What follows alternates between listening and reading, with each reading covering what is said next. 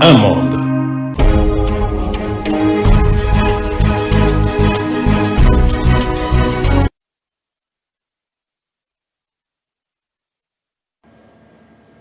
Votre rendez-vous de tous les temps, mesdames et messieurs, bienvenue dans ce grand magazine Duel.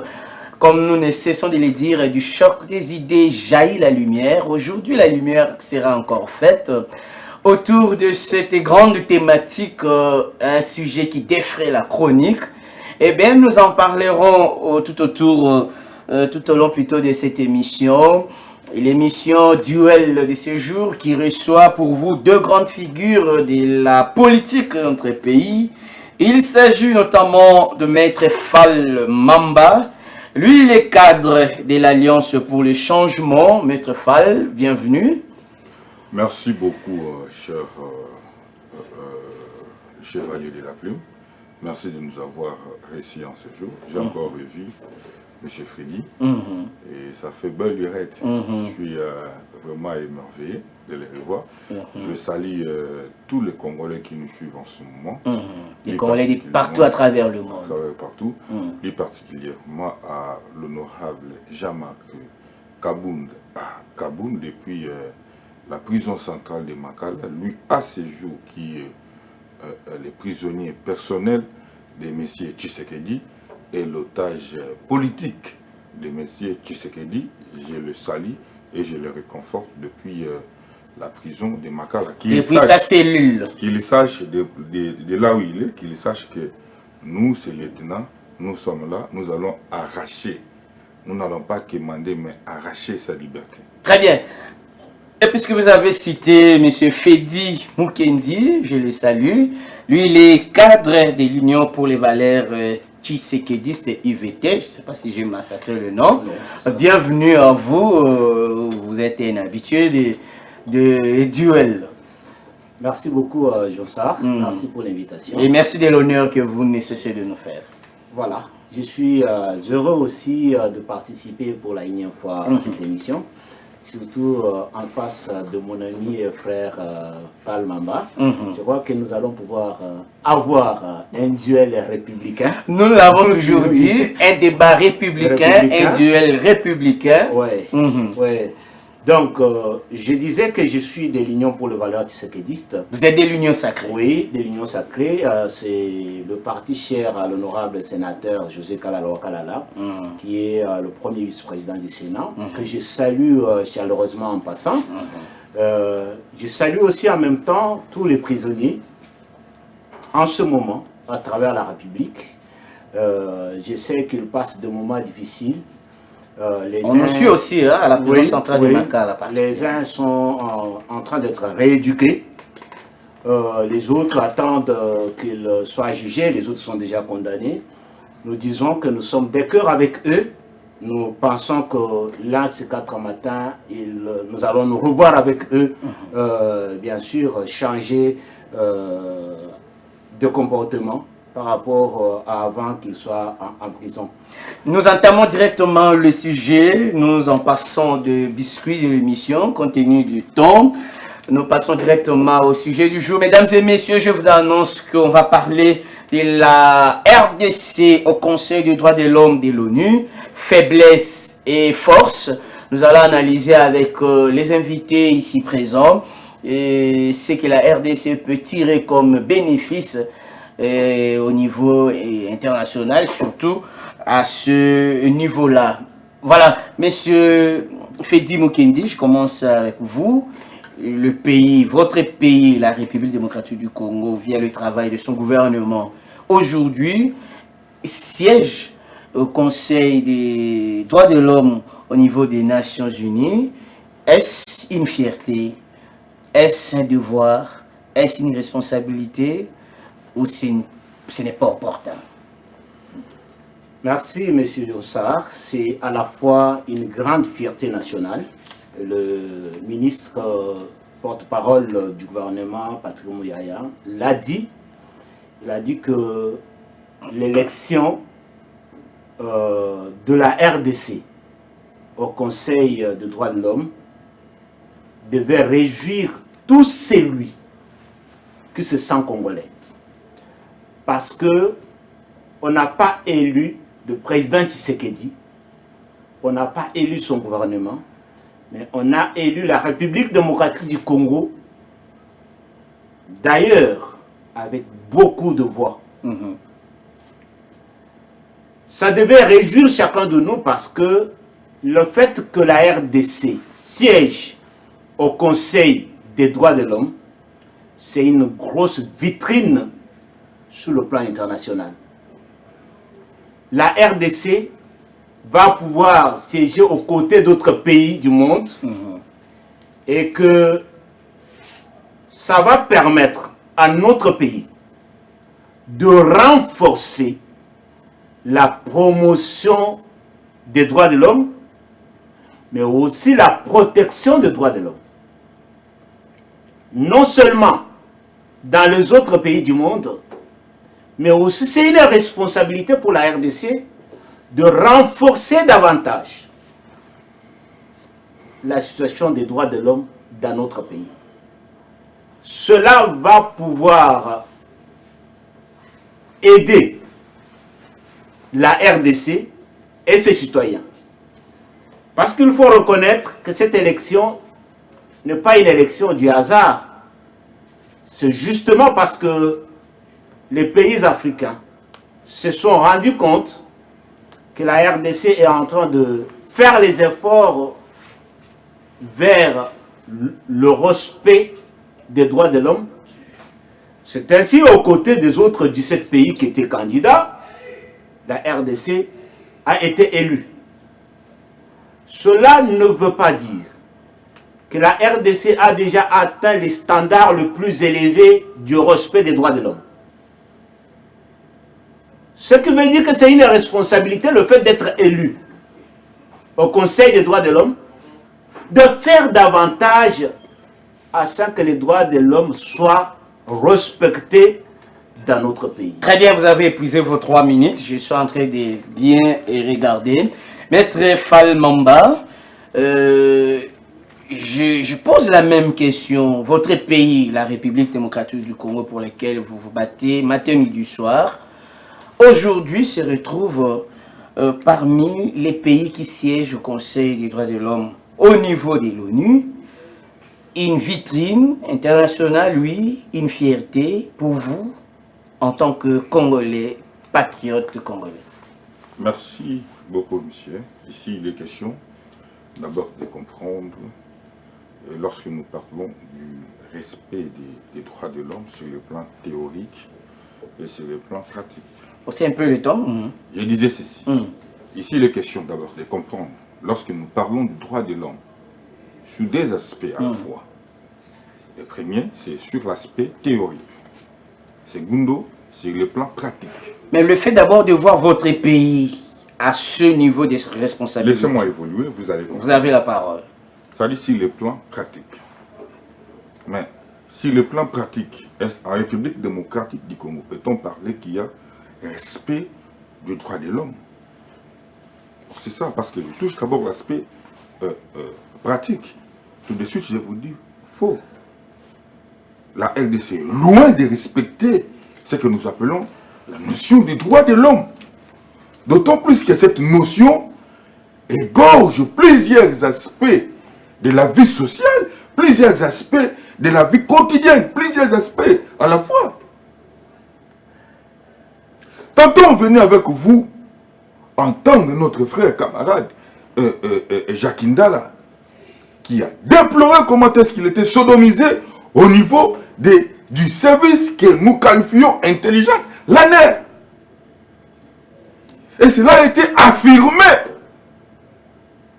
par une prétendue dame dont je refuse même de citer le nom. La justice est là-dessus. Mais écoutez, elle va clarifier la situation. Chers camarades, écoutez, on ne se limite pas seulement sur cet aspect des choses.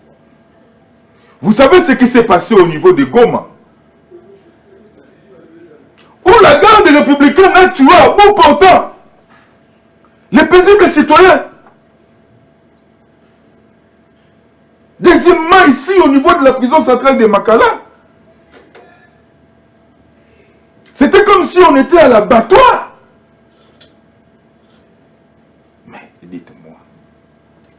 plan pratique, quid du droit de l'homme, du respect des droits de l'homme en République démocratique du Congo, où la justice n'est pas indépendante, où la justice dépend des injonctions qu'il reçoit directement par les politiques, directement par le régime des prédateurs que M. Fedi représente ici. Parce que le respect des droits de l'homme va de pair avec la notion universelle de la démocratie. Mais lorsque ces derniers fait défaut, peut-on parler de cette notion du droit de l'homme ou du respect? Je vous dis fort. Où on condamne un concitoyen à cause de ses opinions. Vous avez les Moukébaï, vous avez Jean-Marc Kabounde à cause de leurs opinions. D'autant plus que j'ai évoqué les notions universelles des droits de l'homme qui ne peut pas être mise de côté avec la démocratie, parce que cette notion marche de pair avec la démocratie.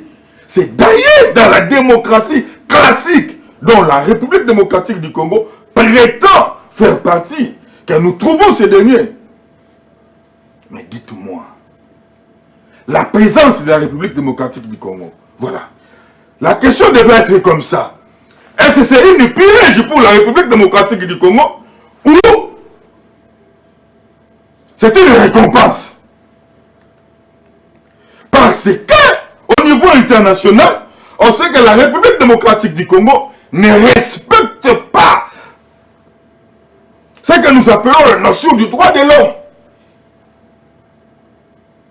C'est ce que j'ai dit. Est-ce que c'est une piège ou une récompense parce que nous nous sommes améliorés? Moi, je vous dis, on nous a piégés. Je ne peux pas me contenter. Parce que je sais comment se comportent les politiques congolais.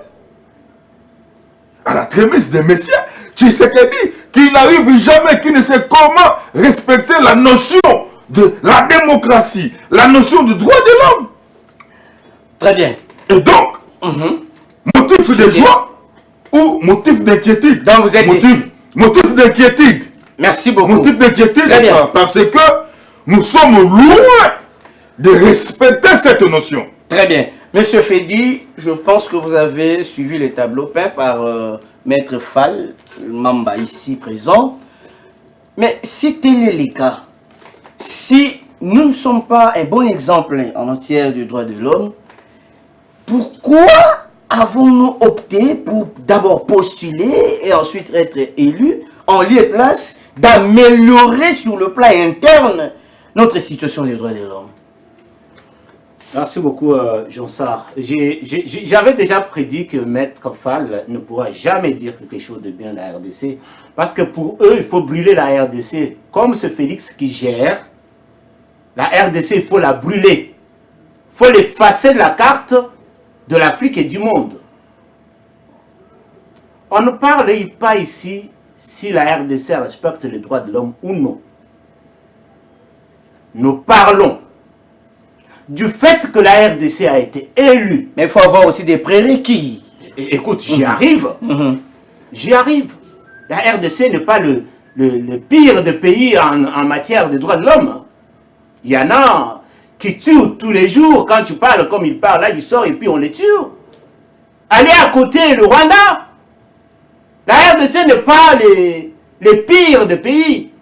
Donc, je disais ceci. Nous parlons de l'élection de la RDC au Conseil des droits de l'homme des Nations Unies. La RDC n'a pas été nommée par quelqu'un qui s'est dit non, c'est un pays qui a de richesses, je les nomme. Non, ce sont des chefs d'État, ce sont des pays, d'autres pays africains qui ont regardé sur le nombre de ceux qui ont postulé, ils se sont dit, eh bien, entre deux mots, il faut choisir le moindre. Donc on regarde sur la liste, on dit la RDC est en train d'aller progressivement vers le respect des droits de l'homme. Parce que lorsque vous comparez, lorsque vous comparez, lorsque Félix Tshisekedi accède au pouvoir, en 2018, les bureaux conjoints des Nations Unies aux droits de l'homme a monitoré les cas de violation des droits de l'homme en RDC. 2018, c'était une année électorale. Nous étions à plus de 6900 cas de violation des droits de l'homme. En 2023, sous Félix Tshisekedi, année électorale, nous étions à 5200 quelque chose de violations des droits de l'homme. Ça veut dire que nous allons en régressant. Et lorsqu'on compare 2023 à 2022, il y a une régression de 12%.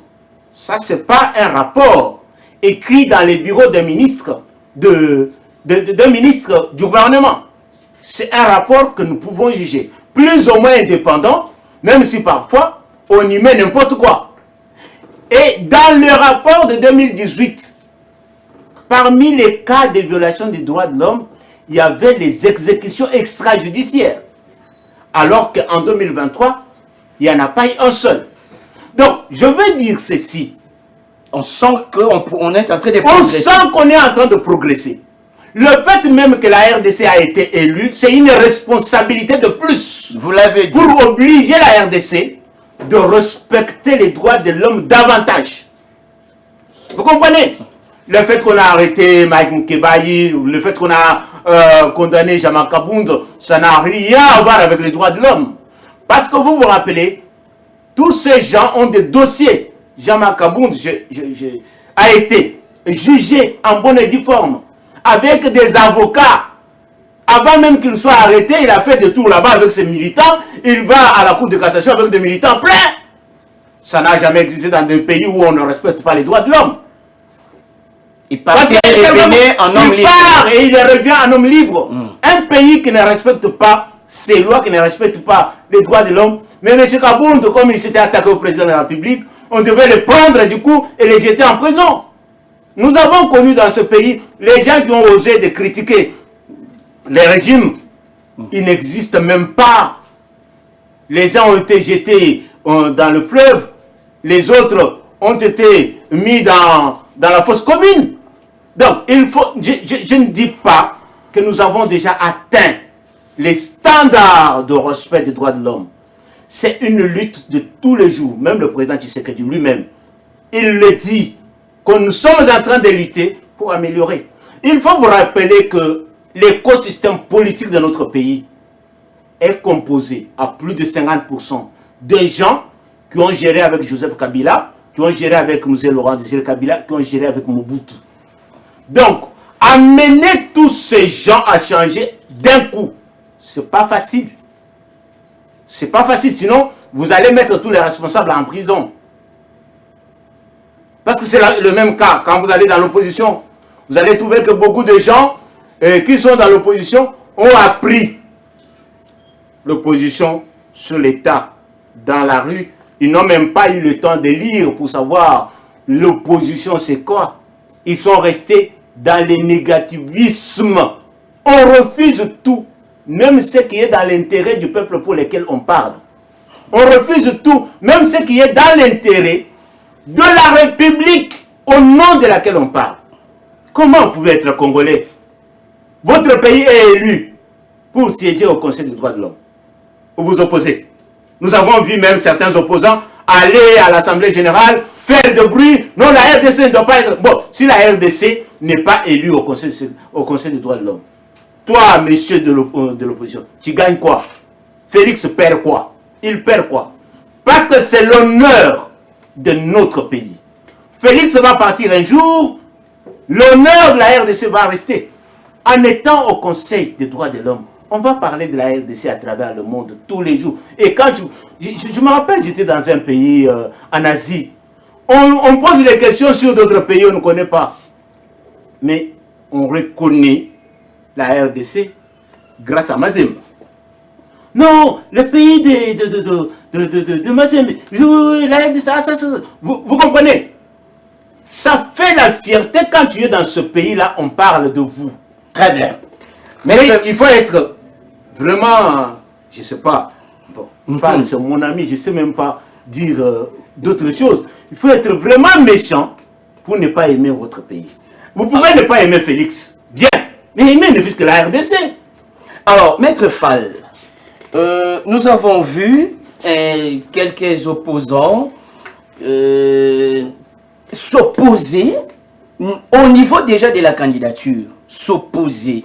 Alors, à la place, qu'est-ce qu'il fallait exactement selon vous, l'élection de la RDC à ce niveau-là, qu'est-ce qu'il fallait? Il fallait d'abord qu'on travaille à l'interne, il fallait d'abord qu'on améliore à l'interne avant de poser la candidature. Qu'est-ce qu'il fallait selon vous?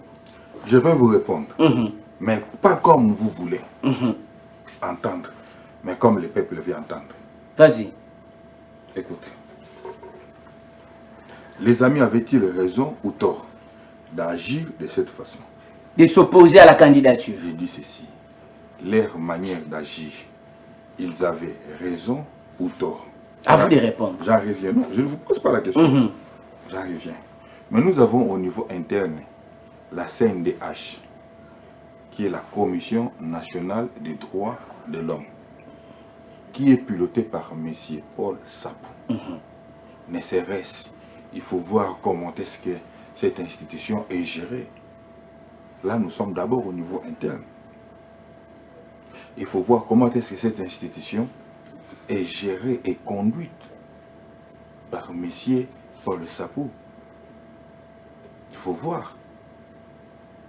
Il y a d'autres qui crient au tribalisme là-bas. La gestion ne serait-ce au niveau interne de la CNDH. Je parie que M. Paul Sapou est un incompétent. Et déjà au niveau interne de la CNDH, M. Paul Sapou doit partir. Nous allons militer pour cela au niveau interne. Je sais que ça va être effectif et Paul Sapou doit partir. Mais maintenant, l'agissement de M. Franck Diongo et Jean-Claude Vouemba. Mais je vous dis qu'ils avaient raison. Pourquoi avait-il raison?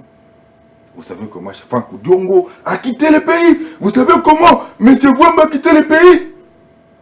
Mais je suis estomaqué d'entendre que M. Fedi nous dit ici qu'il veut faire le distinguo ou séparer la démocratie avec la notion du droit de l'homme. Mais universellement parlant, c'est les droits de l'homme dans la démocratie classique européenne. Parce que c'est le modèle que la RDC a copié. Mais lorsque nous parlons même de l'appareil judiciaire, le respect des notions de droit, le respect, même notre constitution dit que chaque Congolais a droit à une vie aisée. Mais tout ça, c'est l'ouverture du respect des droits de l'homme. Mais lorsque cela fait défaut, ici, la notion du droit de l'homme ne se limite pas seulement à la protection de ce que nous appelons l'humain. Mais c'est même à des aspects qui permettent l'épanouissement d'un être humain. Que vous ne trouvez pas au Congo? Mais c'est ce que nous ne trouvons pas au Congo. Mais que nous trouvons seulement dans des familles de ceux qui dirigent la République. Voilà. Et ceux qui dirigent la République aujourd'hui mettent des conditions qui peuvent faire épanouir que leurs membres de famille. Et non les concitoyens. Mais écoutez, M. Fedi nous dit ici qu'en 2018, il y avait 618 cas. 6900. 6900 cas de violation des droits de l'homme. Je l'applaudis. Mais là où il pêche, quand il nous dit qu'en 2023, il y avait 5223, mais c'est faux. Moi, je ne connais pas. C'est ma toute première fois de voir M. Fedi mentir, et à haute voix. Pendant que les rapports en notre possession font état de 6850 cas de violation des droits de l'homme en 2023. Mais pourquoi il peut mentir? C'est seulement pour dire quoi? Pour détonner M. Tshisekedi? Non, M. Tshisekedi a les chapeaux dans sa tête. On On ne le fait pas porter les chapeaux. Mais M. Tshisekedi est responsable de tout ce que les Congolais subissent chaque jour avec les conditions qui ne permettent pas l'épanouissement de tout Congolais que nous sommes. Mais puisque vous avez parlé, parlons-en du dossier Kabound. Mais c'est fait dit.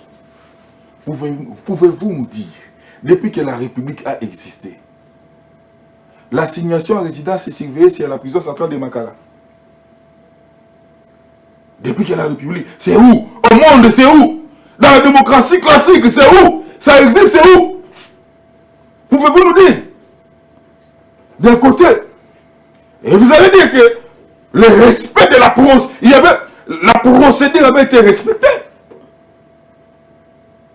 Dans la détention préventive du président Jean-Marc Kabounda Kaboun, pendant que la loi nous dit ceci, qu'en cas de la détention préventive d'un député national, cela est remplacé par la signation à une résidence surveillée.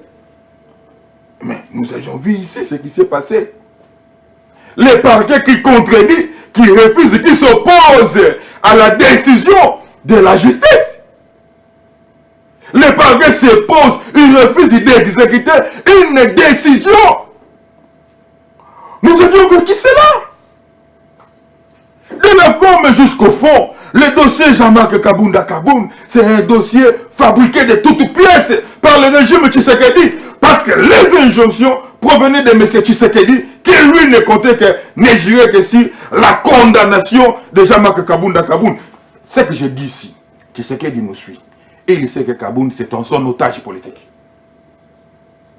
Ça, c'est vous qui l'avez dit. J'ai dit c'est lui qui l'a dit. Même Tshisekedi le sait.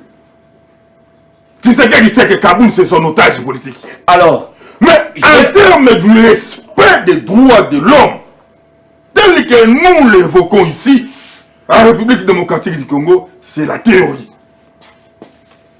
Mais sur le plan pratique, il n'y en a pas. Donc, ça ne valait pas la peine que la RDC dépose d'abord sa candidature à ce niveau-là, selon vous.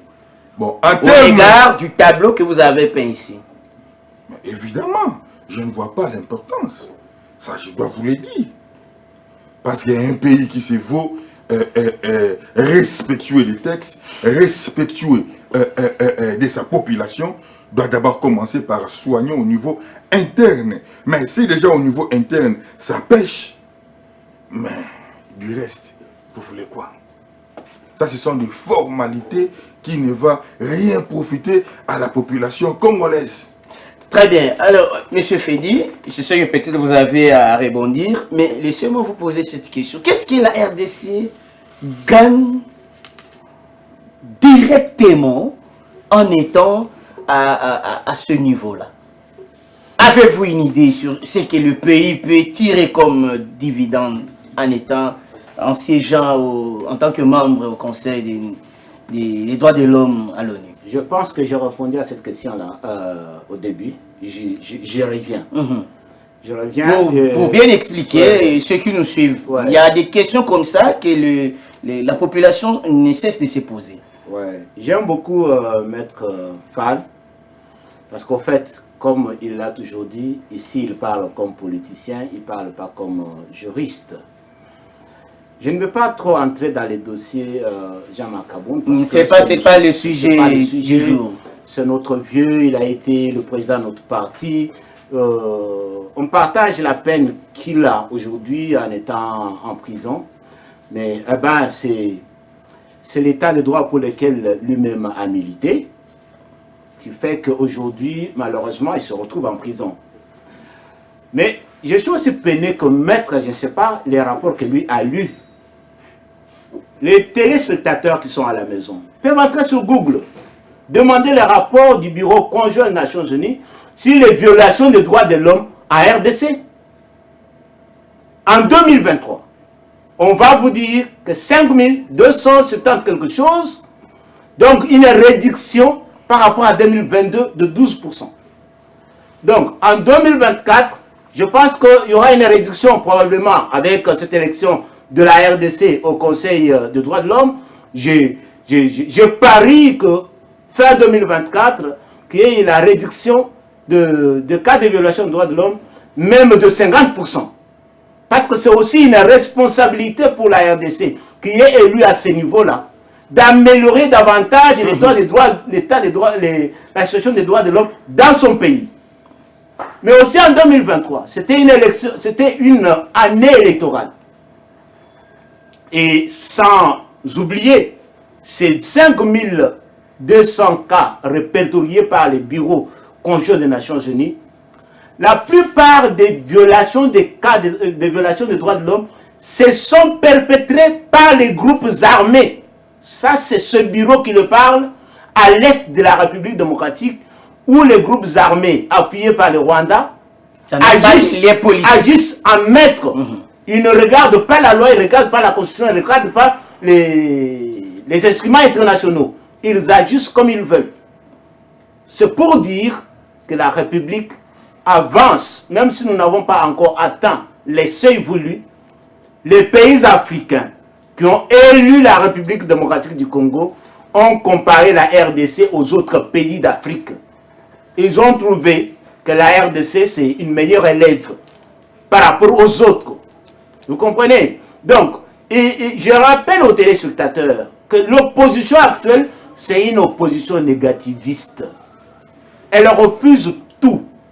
Cette opposition a refusé la gratuité de l'enseignement, qu'il y ait un sacrifice réel pour le gouvernement afin de respecter la Constitution et soulager le bien-être des Congolais, respecter les droits des enfants à l'éducation. C'est un droit de l'homme.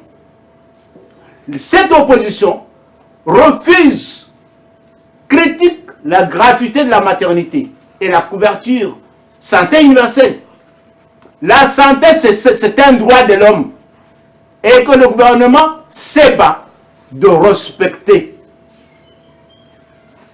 Cette opposition actuelle critique les efforts vers l'état de droit. C'est bien quand on arrête un acteur politique proche du pouvoir, comme on a arrêté notre compatriote Denise. Il n'a pas le courage de citer son nom. Mais elle se trouve en prison parce que le régime veut améliorer l'état de droit dans notre pays. Parce que dans le temps du régime Kabila, même un simple membre du PPRD ne pouvait pas être entendu même sous PV. Ça, on n'en parle pas. Mais on parle de gens qui ont parlé dans le média, inciter les autres à la haine tribale. Gouze la gouze. Allez, on va aller à la maison de chaque personne de telle tribu, on va les tuer. Et là, on parle de manière à l'aise et on dit qu'on a arrêté tel, notre compatriote tel, notre... Non, mais mon cher ami, vous avez été à l'école de Tshisekedi Etienne. Quand tu commets une infraction, même si tu es mon frère, Boloko. Très bien. Maître Fall. Pourquoi on ne veut pas accepter ça? Très bien. Je réponds par rapport aux avantages d'être au conseil. Rapidement, vous avez consommé vos... Le fait d'être au conseil, c'est une vitrine internationale. Le fait d'être au conseil, ça peut pousser le gouvernement à améliorer davantage le respect des droits de l'homme dans notre pays. Et c'est un grand avantage pour les acteurs politiques comme les amis de l'opposition. C'est un grand avantage. Donc, notre pays est en train d'aller petit à petit vers les standards les plus élevés de respect des droits de l'homme. Et moi, je crois en ça. Je félicite le président Félix Tshisekedi et le gouvernement d'avoir postulé et d'avoir agi diplomatiquement pour que la RDC soit élue. D'ailleurs, alors beaucoup de voix. Très bien. C'est une fierté pour tous les Congolais à travers le monde. Puisque vous avez parlé de la diplomatie, j'allais poser cette question à Maître Fall Momba. On parle du succès diplomatique mené non seulement par le chef de l'État, mais aussi par l'ensemble de son gouvernement. Et puisque nous y sommes, nous sommes déjà membres du Conseil des droits de l'homme de l'ONU, s'il faudrait donner quelques conseils, quelques orientations au gouvernement congolais pour que la chose au niveau interne s'améliore, Que direz-vous? Vous avez la caméra. Merci beaucoup. Mais avant d'en arriver, je voulais ici préciser une chose lorsque nous parlons de la responsabilité. La responsabilité est l'obligation qu'a une personne de répondre à ses actes et de les assumer, d'en supporter les conséquences du fait de sa charge et de sa position.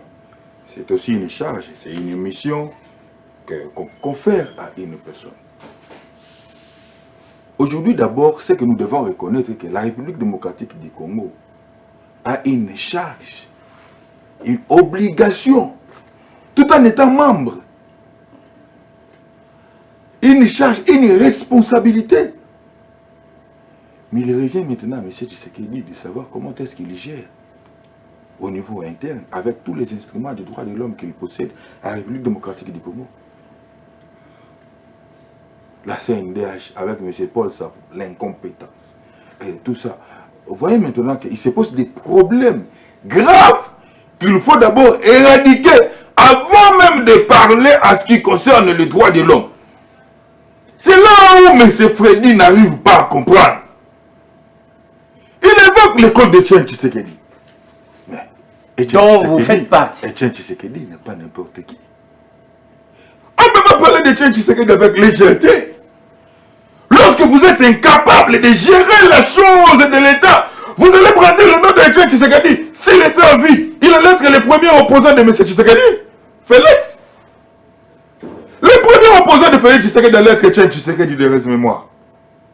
Et vous le savez. Même votre cœur vous dit oui, c'est vrai ce que Maître Fall dit. Même si, en parlant, même si ta bouche dira non, même si ta bouche dira non. Mais ton cœur dit oui. Maître, mon cœur dit non. Non, ton cœur dit oui, c'est la bouche qui parle. La bouche est en contradiction avec ton cœur. Ah, tu es magicien pour mais voir écoute, mon cœur. Parce que prenons Etienne Tshisekedi, qui prônait l'état des droits et le peuple d'abord. Les sphinx délimités qui nous parlaient des notions précaires, les notions préliminaires qui peuvent faire évoluer, développer une nation. Il évoquait la notion de l'état des droits. Il ne cessait de parler de l'état des droits. Voilà, l'état des droits, ce n'est pas seulement le fait de doter la République des instruments juridiques capables de faire développer la République, mais de les appliquer. De lire, de voir les failles et d'en améliorer. C'était ça, le discours de chaque jour qu'apportait Etienne Tshisekedi Wamulumba. Et lorsqu'il touchait l'aspect du peuple d'abord, il ne cessait de marteler sur le fait qu'on doit redistribuer équitablement les richesses nationales. C'est ça qui s'est fait sur Tshisekedi. Félix. Mais Félix Tshisekedi fait la honte de Tshisekedisme. Il fait la honte de Tshisekedisme, Félix Tshisekedi. Et vous le savez, dans votre cœur. Il est incapable de gérer la chose de l'État. Je ferme vite la parenthèse pour revenir à la question très pertinente qu'on m'avait posée ici. Par rapport à la diplomatie de M. Tshisekedi. Un succès diplomatique. Mais vous n'avez qu'à voir ce qui s'est passé au niveau de la francophonie. Vous avez votre réponse sur la diplomatie de M. Tshisekedi. Une diplomatie de complaisance. Où nous ne sommes pas respectés dans les conseils des nations. Une diplomatie de complaisance. Je me disais que réellement, tout le voyage que faisait M. Tshisekedi, c'était aller pour négocier comment changer la constitution qui soit en harmonie avec l'Occident. Afin de changer la constitution pour qu'il reste ce qu'on a fait comme président de la République. Nous ne sommes pas à ce niveau-là. Mais laissez-moi développer. Du changement ou de la révision de la constitution. Écoutez, parmi les instruments de la démocratie, lorsque nous parlons du droit de l'homme, c'est-à-dire le droit de l'homme est dans la démocratie. Cela est situé sur le plan universel. Nous ne pouvons pas parler de ça sans évoquer les instruments qui font asseoir ces derniers. Il a parlé de la Constitution. Il a dit que nous avions attaqué la gratuité de l'enseignement. Mais je lui dis, la gratuité de l'enseignement, c'est dans la Constitution que vous voulez toucher. La gratuité de l'enseignement. Nous ne nous opposons pas à la gratuité de l'enseignement. C'est la mise en application de ces derniers qui pose problème. Je vous ai posé la question. Puisque nous y sommes, nous sommes déjà au Conseil des droits de l'homme. S'il faudrait prodiguer quelques conseils au régime actuel, qu'est-ce qu'il faudrait? Puisque nous y sommes déjà, nous n'allons pas sortir à cause de toutes les critiques. Qu'est-ce qu'il faut faire à l'interne? Ce qu'il faut faire à l'interne, pour ne serait-ce que sauver notre jeune démocratie, M. Tshisekedi et sa bande doivent démissionner. C'est son point de vue. Son point de vue. Alors, nous sommes arrivés à la fin. On nous signale qu'on est arrivé à la fin. Mesdames et messieurs, les 45 minutes sont allées trop vite. Comprenez que la matière était tellement abondante et qu'on ne s'est même pas rendu compte du temps écoulé. Alors, on va chuter. Un dernier tour de parole à chacun de nous. Puisque nous avons commencé avec vous, M. Fedi. La population nous regarde, nous suit à travers le monde. Les Congolais sont partout à travers le monde. La RTGA émet au niveau international. Et s'il faut dire quelque chose par rapport à cette thématique, la présence de la RDC au Conseil des droits de l'homme, qu'est-ce qu'il faut retenir? Ce qu'il faut retenir, le fait que la RDC est aujourd'hui élue membre au Conseil des droits de l'homme des Nations Unies, c'est que c'est une fierté nationale. C'est un honneur pour tous les Congolais. Car ça n'a pas été une nomination, ça a été une élection. Et les États qui ont élu la RDC, 170 sur 190, ces États-là sont plus intelligents que Jean-Claude Mvemba, que Franck Djongo, que mon ami Fall qui est en face. Moi, je pense que ce qu'il allait demander, c'est qu'on libère son leader. Mais il demande que le président Tshisekedi, qui est en cours de mandat, puisse démissionner. Est-ce que c'est sur base de la Constitution ou sur base des principes démocratiques qu'il est dit, ou c'est sur base de l'opposition non républicaine? Je voulais finir. En dehors de faiblesse que peut connaître ce régime, c'est l'un des régimes de la RDC qui a redistribué de manière plus ou moins équitable les richesses de notre pays. Plus de 2 milliards de dollars par an sont distribués auprès des enfants de pauvres qui ne pouvaient pas aller à l'école, qui vont à l'école aujourd'hui. Plus de 1 milliard par an sont redistribués parmi les femmes enceintes qui vont accoucher gratuitement et on prend les soins de leurs enfants nouveau-nés, je crois, jusqu'à 2 ou 3 mois. Donc, le peuple d'abord est respecté, même si on n'a pas encore ressenti, on ne veut pas ressentir ça. C'est ce régime, au moins, qui fait un effort pour respecter l'état de droit, qui fait un effort pour respecter les droits de l'homme. Aujourd'hui, même un chariot sur la route, si tu veux l'arrêter de manière arbitraire, il va crier, il va s'opposer à toi. Il sait que si tu m'arrêtes de manière arbitraire, je vais aller t'accuser et le policier a peur. Moi, j'ai connu ça la semaine passée. On a arrêté un jeune frère. Ceux qui l'ont arrêté arbitrairement. Je suis allé là-bas. Le policier qui l'avait arrêté a fui. Je n'étais pas venu avec les militaires. C'est parce que le policier est sensibilisé qu'il doit respecter l'état des les droits de l'homme. S'il fait autrement, il va répondre de ses actes. Très bien. Maître Fall, en guise de conclusion, nous sommes arrivés à la fin. Peut-être que nous aurons un autre numéro pour entrer vraiment en profondeur de cette question. Vous avez votre caméra et s'il faut conclure, puisque la RDC est élue au conseil, membre du Conseil des droits de l'homme de l'ONU, nous y sommes. Qu'est-ce que la population peut retenir en guise de conclusion par rapport à cette thématique? Je vais rappeler à M. Fedi qu'en République démocratique du Congo, sur base des textes, il n'existait pas l'opposition républicaine, mais il existait une opposition politique. Merci. D'un côté.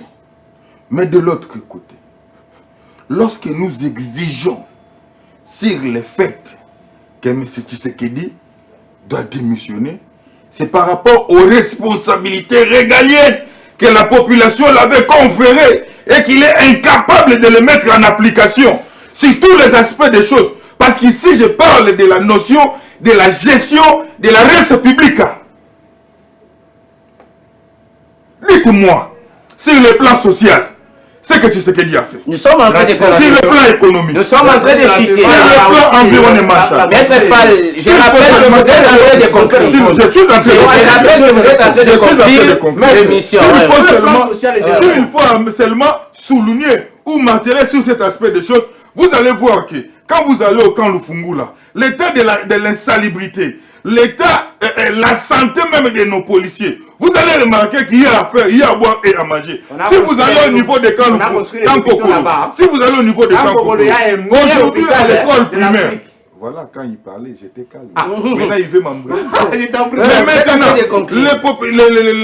à l'école primaire, je vous dis que les grèves continuent. Et continuent, parce que les enseignants sont en train de s'inquiéter sur leur situation salariale. Ils n'arrivent pas à faire étudier les enfants. Ils n'arrivent pas à se payer des loyers. Ils n'arrivent pas à manger. Vous voulez parler de quoi? Parce que Tshisekedi est le symbole de l'échec, de la honte du tshisekedisme. J'ai dit. Mesdames et messieurs, nous sommes arrivés à la fin de cette émission. C'était Duel qui avait en face monsieur Fedi Mukendi, cadre de l'Union pour les valeurs tshisekedistes, et puis Maître Falmamba, cadre de l'Alliance pour le changement. Vous avez écouté, vous avez entendu les points de vue des uns et des autres. À vous, fidèles téléspectateurs, d'en tirer des conclusions, des leçons.